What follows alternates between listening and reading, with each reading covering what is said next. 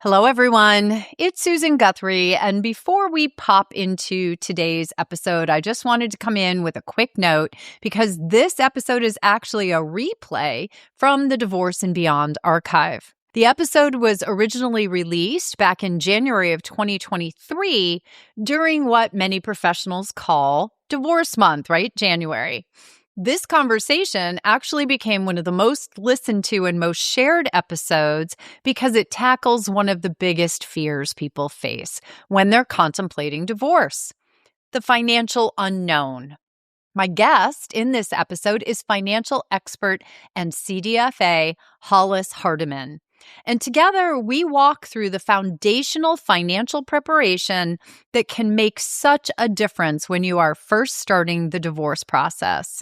So if you are sitting out there right now feeling overwhelmed, unsure where to begin, or worried about money, or if you know someone who is, this episode is truly one of the best starting points in the Divorce and Beyond archive. Now, because this episode originally aired in 2023, please note that some of the links or the references or resources that we mention in the episode may no longer be current. Be sure to check the show notes for updated links and resources and how to get in touch with Hollis. So whether this is your first time hearing this episode or if you're revisiting it again, I hope it gives you clarity, confidence, and a roadmap for taking those important first financial steps. And now, here's my conversation with Hollis Hardiman. Welcome to Divorce and Beyond, a podcast about navigating divorce and what comes next. I'm Susan Guthrie. I'm a divorce attorney and mediator, and for more than 3 decades, I've helped people navigate divorce with clarity, strategy, and compassion. Each episode offers practical insight into the legal, emotional, and life decisions that shape your future. So let's get started. Today, we have a really special and important episode for those of you who are out there listening right now and facing the path to divorce. We know as we sit here taping this episode in January, that is a very common time for many people to start getting what I call divorce curious, or, starting to think about entering the process, getting educated. And there's also, I think, a lot of fear in this time because it's an unknown for people. And one of the big worries for people is money. So I reached out to a friend of mine who I have known for many years from my practice in Connecticut. And I asked her to come on and speak with you all about what you need to know as you enter your process of divorce to protect your finances. So I want to introduce you all to my friend, Hollis Hardiman. Hi, Hollis. It's great to have you here. Hi, Susan. Great to be here. Very important month to have me here. So thank you. It really is. This divorce month, it's something of I don't know what to call it, a myth or a concept that maybe divorce attorneys have created. But I'll be honest, over the many, many years of my practice, long ago, I noticed that January was where my phone started to ring. And for those of you who are listening, Hollis is a certified divorce financial analyst. You know how much I love my CDFAs, and that's in fact how we met. And I can imagine your phone starting to ring as well. It is. I think, people think January, new me, new life, how do I start over and begin? And it's overwhelming, but it could be exciting too. And I think, the key is just to, which we'll talk about, is preparation, and really just getting all of your ducks in a row and understanding how to move forward. Yeah. So hopefully we'll dig into a little bit of that. Oh, we're going down that road, folks. And that's, one of the things I want to mention for listeners as well. And one of the reasons, so Hollis and I have actually worked together on cases. And again, we've known each other for a number of years. And one of the things that makes Hollis especially well suited in the divorce arena, although she helps people in their financial life in other ways, dealing with transitions, death, retirement as well. But divorce is a huge part of her practice. She's also a certified mediator and a certified collaborative professional. So she really, really has a deep understanding, even beyond the training that she has as a certified divorce financial analyst. And so I think that that's important to know, because when she talks about getting your ducks in a row, she truly knows what she's talking about when she's going to be giving you these tips, and things that you need to do to protect your finances. And that's really the key word here, I think, Hollis, right? Is protect your finances, protect. People are afraid about money when they face divorce. Everyone's biggest concern is, am I going to turn into a bad lady? How much money do I have? What do I need? I'm so overwhelmed. I've never dealt with this. You know, the way our marriage was conquer and divide. I helped with the kids. My husband helped with, did the money.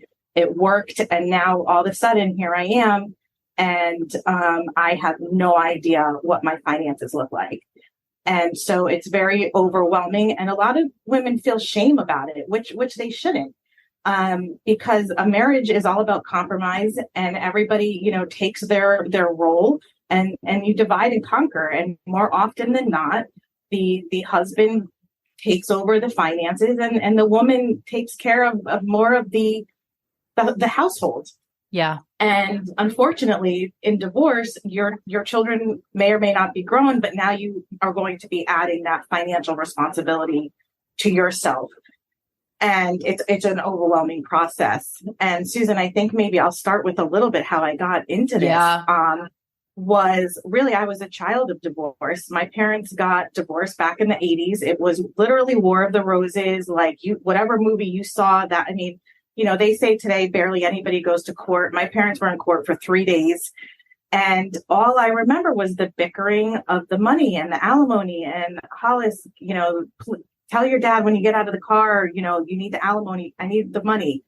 And my dad would say, well, I don't have the money this week. My dad was starting his own company, and, you know, he was not trying to pay because he was not being a jerk. He was trying to build a career. I dealt with that for about 4 years until I turned 18, and it was time to go to college. And all of a sudden, nobody had thought about in the divorce decree who was going to furnish my college dorm room. And I decided to move out to California. I was like, get me away. Get me out of here. Get me out of here. My parents were arguing about who was going to buy me a bed. And I was like, this is insane. And I was like, oh my gosh, you know what? I'm 18. I could apply for a credit card right now.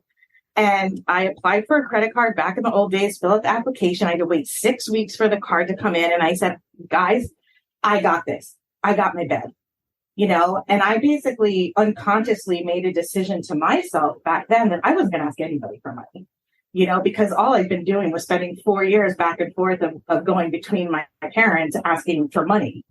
And I think everybody hits a point in their life where they're hit with money decisions. And it could be divorce. Unfortunately, sometimes it's the death of a spouse, and all of a sudden you're a widow and now you're taking it over. And so you do get hit with having to deal with money at some point in your life. And usually there's a reason for it. It's not just because you typically like it. I mean, that does happen. But the moral of the story was also what I like to tell people is 30 years later, my sister gets married, has kids, and my parents are best friends because they don't want to lose time with the grandkids. And they don't even remember the arguing and the fighting and anything that basically defined who I am. So I do like to remind people also that, you know, this person's not going away. So trying to figure out how to communicate with them is important. I think we'll talk about that, whether it's through the mediation process or, you know, collaborative, whatever it is, you know, communication is with your former spouse is not going to go away. No, I mean, in many, many cases, whether you have children or not, there are still going to be probably financial things you need to talk about. And God knows, yes, if you have children, you're going to be talking forever. And, and thank you, by the way, for telling your story. I still remember the day you and I met, and you came to my office in Norwalk, Connecticut, and we sat down and you told me your why of why you became a CDFA and why you were so passionate about helping people face that fear they had around divorce and around money. And as you said, most of the time that's women, because our society has not empowered women around money traditionally. And I think that that's a really critical and important part. And you're telling that is such a gift to my listeners, because they, one, understand what motivates you. But they also understand that this is something that you come to with a true passion of your own, to help people. And I think that gives a lot of gravitas to the advice that you're going to give and the tips that you're going to give. And, so I'm wondering, as we sit here and we know that so many people are reaching out right now. And by the way, folks, that's what you should be doing. If you are looking at divorce or thinking and contemplating that divorce is going to be in your new year, you should be educating yourselves. That is the way to get started, not rushing out and, starting the process in a flurry of upset or anger or whatever that is. I always say, build that team first, get educated. So when someone reaches out to you, Hollis, what are some of the first things you tell them when they say, I'm getting divorced, I've never dealt with the money, what do I do? What you said is, okay, let's define a support system. So let's get all of our, now I make this very clear, professional support system in place, because your family and friends, they're there for you to cry on, and they're there emotionally for you. And a therapist too can be part of your professional group. But do not rely on your friends and their past experiences while you go through this process for the professional advice. There's too many ins and outs of other people's divorces that you cannot compare your own story to. And so let's get your professional people in place. Who do we need, and what are we looking at? And unfortunately, a lot of people say, I have no idea. I don't even know where to start. I don't know. And then it's like, okay, well, what do you know? Do you go grocery shopping? Yes. So then let's work on what do you spend? The number one thing is really understanding, after you get your support system in place, which should include CDFA, CPA, maybe a mortgage broker, your attorney who's going to be either helping you in whichever way you need them. You need other professionals that are experts at what they're doing. Because the biggest question, as we know, is going to be, can I keep the house? That's usually the first. Always. The first question is, what do I do? And I don't even think people listen to me, because they're like, how do I keep the house? And that's not a simple answer. But what we do know is that you need to understand what your expenses look like. And on a lot of situations, some women may not have any experience with they may not have the Excel spreadsheets that their husbands have, and they may not, know what's in their brokerage accounts and their checking accounts, but they do usually do a lot of the spending. Let's break it down and figure out what is your life costing you? Collect your receipts. I don't care what's the easiest way for you to do it. If you don't have access to credit card statements, but you're making the purchases on the credit cards. So keep your receipts, keep a tally. Let's figure out what your lifestyle, your house, and your children cost you, so that we have an idea. Because Susan, just like you said, it's all about understanding and educating yourself. Nobody can make decisions until we know what the answers are. So we have to get the answers. Can you keep the house? I don't know, but we need a mortgage broker. What does it cost to refinance? Can you refinance? What are the stipulations for you to do that? Yeah. So it's really starting to organize yourself and your household, and starting to take control in the best way you can. Well, and I love something that you just said there, Hollis, because so often people are completely overwhelmed, especially a spouse who has not had a lot to do with the finances. They're like, well, my husband or my wife has always been the one to pay the bills. They are the breadwinner. I'm a stay-at-home parent. And you just flipped that around and found what you do have control over, what you can immediately start putting your fingers on. And the one thing I want to say to everyone as, the divorce attorney in the group is, don't be as worried about as you might be in this moment about getting all that rest of that information, the things that you don't have immediate control over, because the process provides different ways for you to access that information. And your CDFA, like Hollis, or your attorney, or your mediator, or your support system is going to know how to help you start pulling all of that together. So don't feel so overwhelmed in the moment that, with what you don't know. I love that you start with what you do have access to and what you can control, because there's something about even baby steps of finding out information and becoming aware of, say, spending that is incredibly empowering for people, I think. Absolutely. And yes, it's overwhelming. And yes, you do need to have a notebook that you keep on hand. I think we all like to say you need a notebook. Exactly. It start with what you do know, and you do know how much you spend on groceries. You do know if you go to Starbucks. You do know if you go to the gym. You can certainly ask somebody how much it costs behind the counter. So just collecting the receipts and spending one night or whatever and calculating things. You're getting, how much it costs for the baseball for the season for the kids. You're usually in charge of that stuff at least. So just start taking a tally of understanding your expenses and what your lifestyle costs you, I think is huge, because from there we can work backwards and use all the support staff that we now have to get at what we don't have. I want to add, because you mentioned the notebook, and notebooks are great.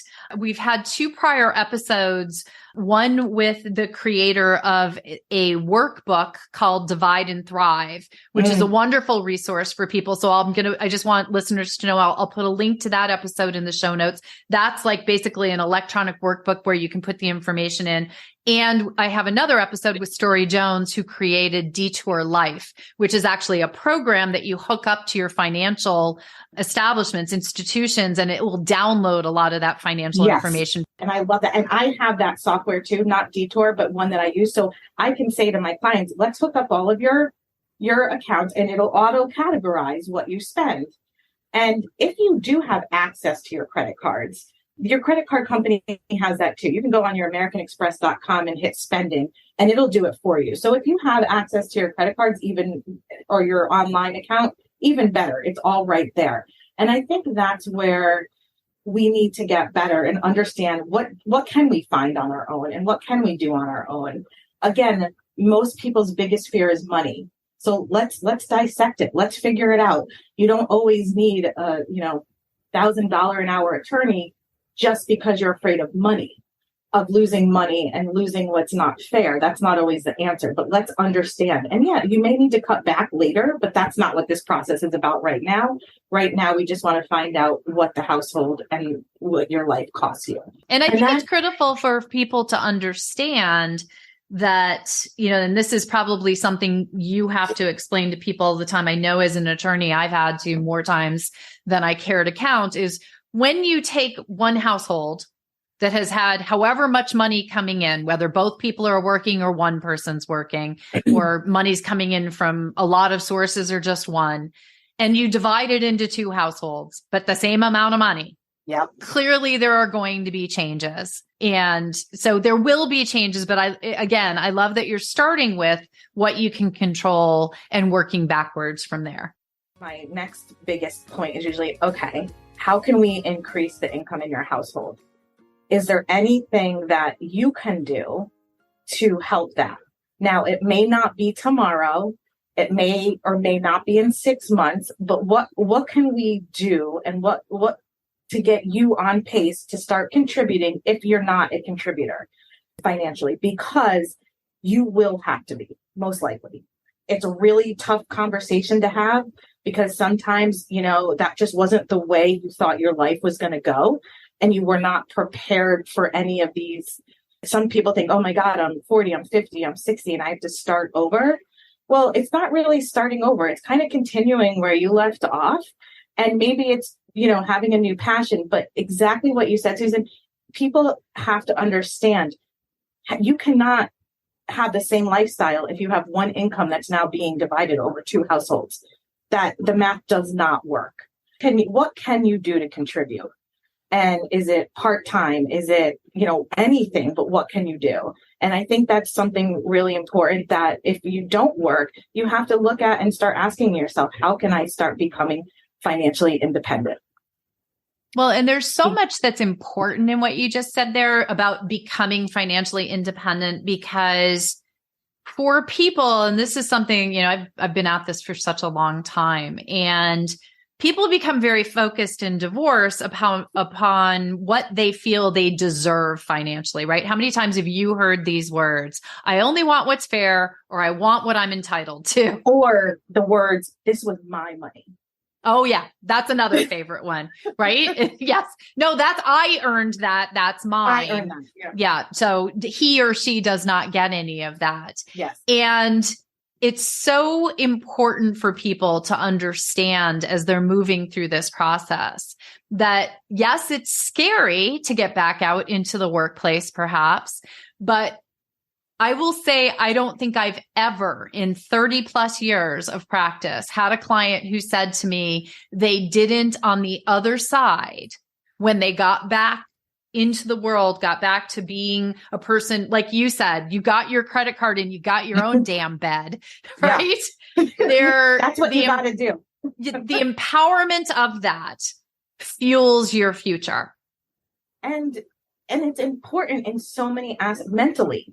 I mean, if you don't get out there and start doing something that makes you feel productive and that you're moving forward, this can drain you. I mean, and make you sick. It is a traumatic experience going through divorce.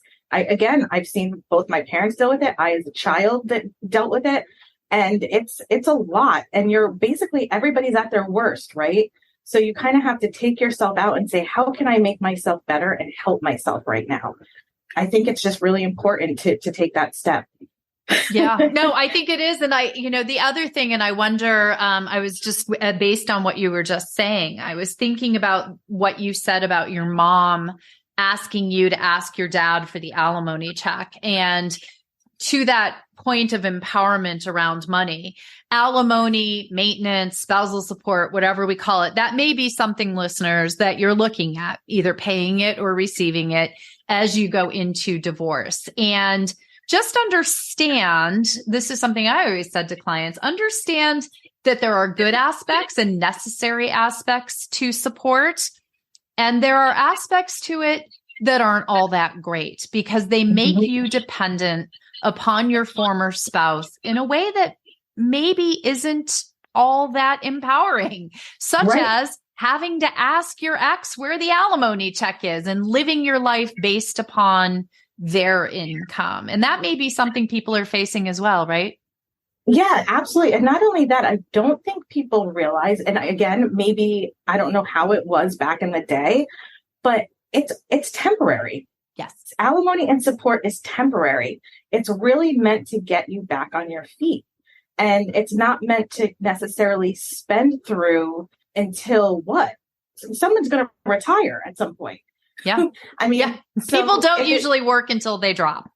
Right. I mean, so it's going to end. And then what? And the best case scenario is, I actually have two clients right now that one we actually worked on together.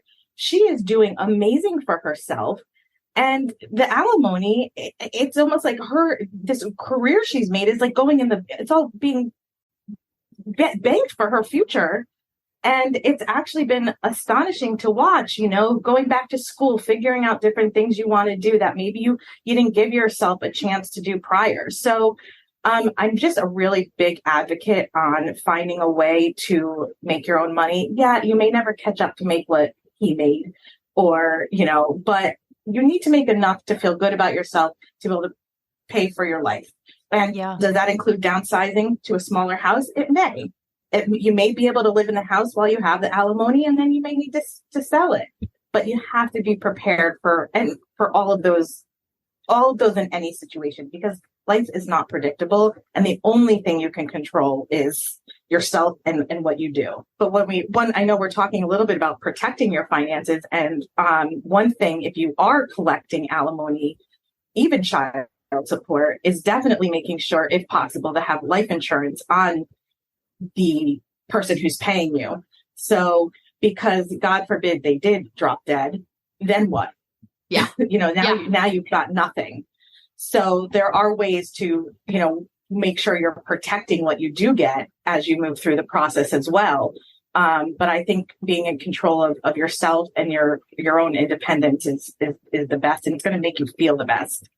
Yeah, it is. And, you've raised a couple of really important points there. One of them makes me think of something that I've talked about with clients over the years. And one of the reasons why I love working with a CDFA so much is the budgeting, both during divorce, like what we call the pendente lite phase, or the pendency of your divorce, and then having a budget after, because you mentioned something that I have seen people do so many times, is they create their post-divorce life based to the penny on how much money they have coming in support, and they spend every cent of it. And then suddenly, because you're 100% correct, alimony is no longer a lifetime sort of proposition.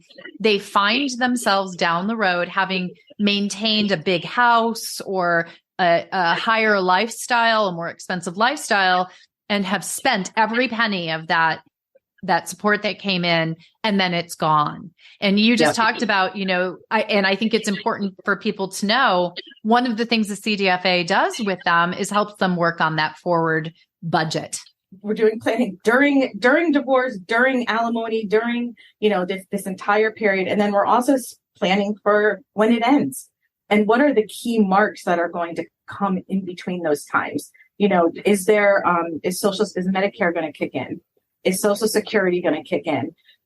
Is there a pension somewhere that can kick in? So there's different marks that I'm also looking for to see if alimony reaches certain points. Because medical insurance alone, COBRA or not, is extraordinary expense. I'm talking $1,000 to $1,200 a month. Some of these people are paying. So that alone is its own crazy expense that needs to be budgeted for. And so, I'm always saying, how are we paying for just think about your health insurance. That alone, until you're 65 and getting on some type of Medicare, is a huge expense. Another reason to find a job that has coverage. Even if it's a part-time job, but it happens to come with benefits. Absolutely. The most important benefit can be your health insurance. It's probably going to be one of the largest expenses you face is the health insurance. We have to factor that in. And if there's medications and, health insurance is a big issue. So for sure, we're working on planning now and for planning later, and planning on if you can keep the house and how long you can keep the house. And can you get a mortgage in your own name? And do you have to refinance? And if so, what are the stipulations? And, maybe a lot of people, I have to say, if I think about a majority of my clients that kept the house within 2 to 3 years end up selling it for a lot of reasons. And I'm not saying that everybody's got to have that experience on their own, but typically they want a refresh. They want something new that's theirs. And so sometimes fighting for the house is really just not worth it. But I do understand wanting to keep the kids, if there's kids around, and wanting to keep them, in a comfortable space for a while. But it may just be 8 months. And then you can say, you know what, guys, we're going to find something fun. Let's go house hunting. And I think it's all about how you present it to your family as well. This is a new adventure. This is fun. It's not, we can't afford this. Dad doesn't pay me. We have to downsize. Yeah. Well, which is what people say. But I love that. And for listeners, if you haven't listened yet, there's a great episode with Tammy Wallensack, who's a certified divorce lending specialist, who talks all about because really, as you mentioned, Hollis, the house is one of the biggest issues for people. It's one of the biggest financial issues, both as a debt and an asset. And it's one of the biggest emotional issues. So that episode really dives down deep into this. But, your point, to keep an open mind about the house, because you and I both hear people walk through the door every day. And I say figuratively walk through the door because I haven't had a client walk through the door. But, and as you said earlier, I want to keep the house. How do I keep the house? I must keep the house. We're not saying you can't. We're not saying you won't. But I've told this story before, but I had a client there in Westport in Connecticut. Beautiful, beautiful house. She'd put her whole, really just had put her whole soul into making it a warm and wonderful home. But it was a very expensive house in a very expensive area. And she fought for 2 years. The entire divorce dragged out for 2 years because they had 4 children. She had to keep that house. 3 months after the divorce was finalized, she sold that house because she could not afford that house. And it ended up being, there's a lot of negative reasons why selling it right after the divorce financially is not the best way to go about things. It could have been, handled better, but because it was in her mind that she had to keep it, she was never able to get over that until the divorce was over. And mentally, it's a lot of work. I was actually talking to a client yesterday, same exact story, always is.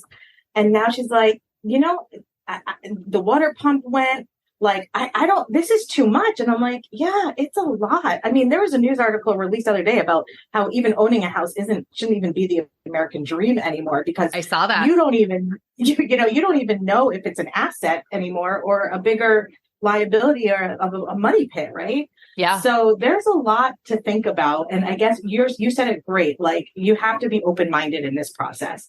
And I always say, let's get all the answers, both good and bad. Let's just figure it all out. And then we can make educated decisions. And you just got to be open-minded to look at all those different outlets. Keeping the house, selling the house, renting an apartment, downsizing. What do all of those things look like? And then you can make a decision. But when you're closed-minded and if I'm keeping the house, I'm staying here, I'm done, that could, stall the process. Well, it can come back to bite you in the ass, frankly, folks, right? Like, we've seen that.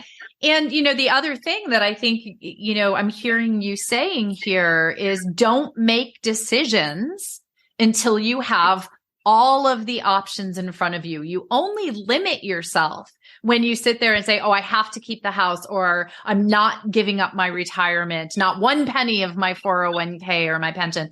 And so, go into your negotiation when you get to that point. We're talking, early days right now, but keep an open mind about all of this, because it's in the option generating, which is something, again, that a CDFA can be so helpful with, because they know all the different things that can be done with money and different ways things can be managed.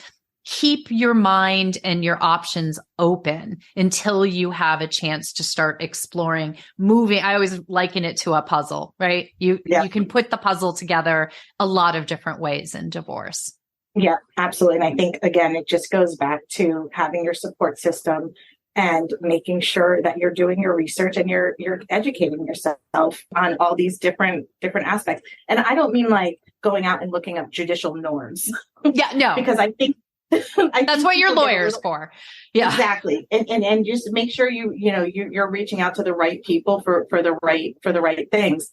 So many good points here, Hollis. And hopefully I want people to realize, because everybody always feels like, it's divorce month, or I've made the decision, which you and I both know is an agonizing back and forth decision for people very often. And so many times they think like some gun has gone off and a race just started, and they think they need to start making these decisions, start negotiating. Everybody, how many times have you had people walk in with, well, we've already decided this. Yeah.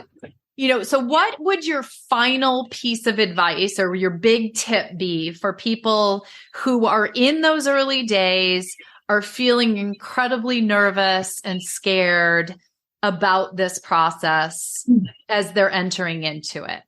I think what people need to really understand is that, first of all, when people go get surgery, what's the first thing your doctor tells you when you come out of surgery? Don't make any major decisions, right? You've just been through a lot. And I think people have to really understand that divorce is a lot. and you shouldn't be making any major decisions, but you have to. And with that, you just have to make sure you have the right professionals with you. I think you should, obviously, I'm biased, I think you should absolutely have a CDFA, because that's really what you're worried about, right? The money. Where are you going to be now and where are you going to be later? You know, I run a workshop with Rosemary Ferrante every once a month on preparation and getting yourself ready. And so I think it's go out there and look for the different places in education and workshops that you can get some information and educate yourself. And don't just be so stuck in the sand as to what you have to have, what you're going to do. Be flexible, be open, you know, take your time and give yourself some time to breathe and think. Yeah, that grace of space. I am so staunchly a supporter of getting a CDFA involved. And let me just say this, from the beginning of your divorce. So let that be my last tip to you today, listeners. You should pull your team together from the beginning. Most people, you know, will run out and hire an attorney. That's fine. You do need legal advice, but that is only one leg of your chair or your stool. Your CDFA, if you heard nothing else in this great episode, how complicated this all is, how much there is to know, how much guidance, not just for what's happening today, but what's going to happen financially in your future. You need a CDFA who's going to be able to help you now as the process unfolds and to plot out that future. And I also am a very strong believer in a divorce coach. Lots of episodes on that as well, listeners. So, you know, therapists, there's a lot of great people, and get yourself a mediator. Hollis and I both are mediators as well. And, you know, if you're, and just, exactly. Save yourself the money, the time, the effort, the stress, and try to mediate your divorce. Yeah, I agree with that 100%. And, you know, the CDFA, it's also going to help you, which we didn't really talk about, is all the division of assets. So you're going to get help from every part of the money that is out there you're going to get the help with. So you don't have to worry. I don't know what a retirement fund is. I don't know how this works. All that is going to come along with the knowledge from a CDFA. Yeah. So. And to continue your surgery analogy there, it made me think of the surgeon telling you don't make major decisions while you're still under anesthesia or recovering. Right. The other thing is, think about this as if you were going into surgery. You don't go into surgery just with a surgeon. You go into surgery with an anesthesiologist. You go in with some nurses. You go in there with a recovery nurse. You have a team to get through your surgery. And you may have even gotten a second opinion to get there. Absolutely. And you can do that financially as well. And sometimes it's not just one financial professional. You and I have worked with CDFAs. You mentioned CPAs. Sometimes you need a tax advisor. I've brought in attorneys who are specialists in quadros, which are pension division plans. I mean, so there's a lot of different things to be looking at, people. It all comes back to what Hollis and I said in the beginning, is you need to get educated. Your CDFA is one of the people who's there to support you and help educate you and help explain all this to you. So don't think you need to know everything today. Hollis is out there to help you. CDFAs are out there to help you. And speaking of that, Hollis, how would anyone get in touch with you if they did want to reach out for some help or some questions? Yeah, absolutely. So my email is hhardiman@meritfa.com, which is HHARDIMAN @merit, MERITFA.com, or my phone number is 203-423-5985. And I do offer free consultations to everybody. So initial call is on me. So give her a call. As you can see, she knows her stuff. And honestly, everybody, you know, do reach out. This is that time where take a deep breath, pull your questions together, use that notebook that Hollis mentioned earlier to write down questions that you have. Be organized with your time as well, and reach out, get yourself a certified divorce financial analyst. I promise you, it will be one of the best things that you did in your divorce. So Hollis, thank you so much for joining me today to help people who are in that space of fear around finances. I think these tips are really going to help them out. If today's episode helped you see something more clearly, take a moment to reflect on one insight you can carry forward. One decision you can approach differently. One next step that feels more grounded. Divorce is not a failure. It is about facing reality and choosing a healthier path forward for yourself and your family. You can find show notes, trusted divorce resources, and expert guidance at divorceandbeyondpod.com. If this episode was helpful, follow the podcast and share it with someone who may need support right now. I'm Susan Guthrie. Thank you for listening, and I'll be back next time with more clarity, insight, and support on divorce and beyond.